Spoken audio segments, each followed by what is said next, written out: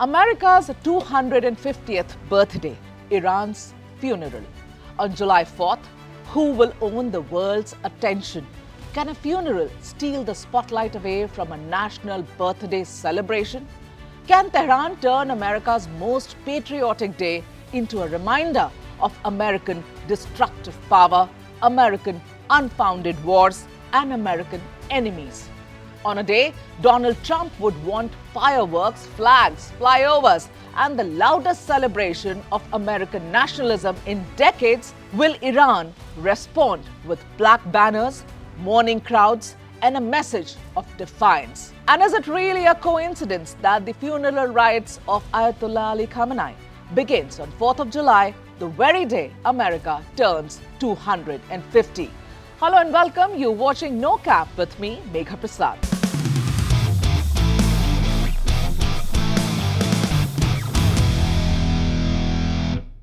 Now, July 4th is supposedly a day that belongs to America. For the last 250 years, it has been America's annual show of power. Flags on every street, fireworks in every city, Hollywood films, military flyovers, presidents speaking of freedom. And this year, the spectacle is bigger than ever because America is celebrating its 250th year of independence. Donald Trump is turning it into a national show. A massive state fair in Washington, a speech at the National Mall, a record-breaking fireworks display. More than 860,000 fireworks planned in just 40 minutes. Can you imagine that? The message is simple. America is 250 years old. America is powerful. America is still the big boss of the world. But on the same day, thousands of kilometers away, in another part of the world, another spectacle will begin. Not a celebration. In fact, it is exactly the opposite of any kind of celebration, and that is a funeral. The funeral rites of Iran's former supreme leader, Ayatollah Ali Khamenei, a leader who ruled Iran for 36 years, a leader who was bombed by a US-Israeli strike in the month of February this year, a leader who Iran now wants to transform from a dead ruler into a symbol of acute resistance. The ceremonies begin on 4th of July. They end with his burial in Mashhad on July 9th. And suddenly, July 4th has two very different stages, and they are Washington in the West and Tehran in the Middle East. One will celebrate independence, the other will display defiance. One will fill the sky with fireworks, the other will fill the streets with mourning crowds. And both will be sending a message to the world. Now, let us be precise. There is no public statement from Iran saying we picked 4th of July because we wanted to overshadow America. Well, no Iranian official has said that, and they are not going to say it either. But geopolitics is not just about what leaders say. It is also about what leaders choose to do. And Iran understands political theatre, perhaps better than most countries. The calendar may be a coincidence, but the use of that calendar is not. Because Iran knows exactly what July 4th means to America, to the United States of America. It knows what Donald Trump is trying to create. A giant national celebration, a show of confidence, a reminder that America remains unmatched in military power, in culture, and in global reach. Iran cannot match America's fireworks. It cannot match America's economy. It cannot match America's military budget. So it will use one language it knows very well to speak, and that is martyrdom, memory, resistance, and crowds.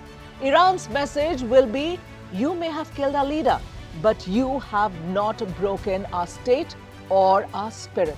You may have hit Tehran, but you cannot erase the idea of Iran. That is what this funeral is really about. Not just grief, it's about political survival. Ayatollah Ali Khamenei was killed in February on day one of the US-Israeli strikes on Iran. But his funeral was delayed, and delayed not by few days, but by 4 months. War is still raging, security is still uncertain, and Iran is dealing with the biggest leadership crisis in decades. Now, months later, Tehran is ready to put him to rest, as well as at the center of the national story all over again. Not as a man who's dead, but as a man who was martyred, And that word matters because in the Iranian system, martyrdom is not only a religious language, it is a political fuel. It converts loss into loyalty. It converts death into mobilization. It tells people, do not mourn quietly, but come out. Show the world, show America, show Israel. Show every government that the thought that Iran would collapse after Khamenei was just a figment of their imagination. That is why this is not an ordinary funeral. This is a state-devised demonstration. A funeral as foreign policy, a funeral as domestic politics, a funeral as a message to the regime's enemies, and perhaps most importantly, a funeral as a test. Can Iran still bring people to the streets? Can it show unity after war, after sanctions, after economic pain and years of public anger? Can it prove that the Islamic Republic is still standing and standing tall? The answer will not come from speeches. It will come from the pictures. How large are the crowds? How disciplined are they? How emotional are they? How many foreign leaders attend and who stays away? Because in geopolitics, attendance is never just attendance. It's a vote of solidarity, a vote of caution, or a vote of distance. Iran says political leaders and officials from more than 30 countries are expected. It has also invited religious leaders from more than 90 different countries. China is sending a senior representative. Russia is sending Vladimir Putin's special envoy. Pakistan's Prime Minister Shehbaz Sharif is expected. India is also sending a high-level delegation, not the Prime Minister. We are sending Bihar's Governor Syed Ata Hasnain and Minister of State for External Affairs Pabitra Margarita. And that will be diplomacy in one photograph. India will show respect. India will maintain its civilizational connection with Iran, but India will avoid turning the funeral into a political endorsement. That is the balancing act. Respect Tehran, do not provoke Washington, keep Chabar, energy connectivity and strategic access in view, but do not get pulled into Iran's confrontation with United States or Israel. And that is why this funeral matters. This one is not just a ceremony. This one is a map of who stands where. And for one day, the global news cycle will not have to choose. It will carry both. That is precisely what makes this moment so powerful. There's another reason Iran wants this funeral to be enormous. Khamenei's death has left behind more than grief. It has left behind a big question. What happens to Iran after Khamenei? For 36 years, he was not merely the supreme leader. He was the center of the system, the final word on anything including war, peace, religion, foreign policy, internal dissent, and on the Revolutionary Guards as well, on its nuclear program. His death has created a vacuum. And every vacuum is dangerous in a country built around one man's authority. So the funeral is also a bridge between the old Iran and the next Iran. The old leader will be buried, but the system must look alive. The old face will be gone, but the regime must look unbroken. That is why Tehran needs its crowds on its streets. It needs foreign guests. It needs images of grief. It needs television cameras. It needs the world to see not a weakened Iran, but a wounded Iran that is still standing and ready to fight. There is a line often used in diplomacy: never waste a crisis. Iran is trying not to waste a funeral. It is turning death into theater, theater into messaging, messaging into legitimacy, and legitimacy into survival. That does not mean every Iranian will mourn. Iran is a deeply divided society, let us remind you. There are people who supported Khamenei. There are people who feared him and hated him. There are those people who opposed him. There are people who may see this funeral as a national event and others who may see it as a state event. But for the Iranian establishment, the purpose is not to show every opinion. The purpose is to show one image, the image of unity, of defiance, of continuity.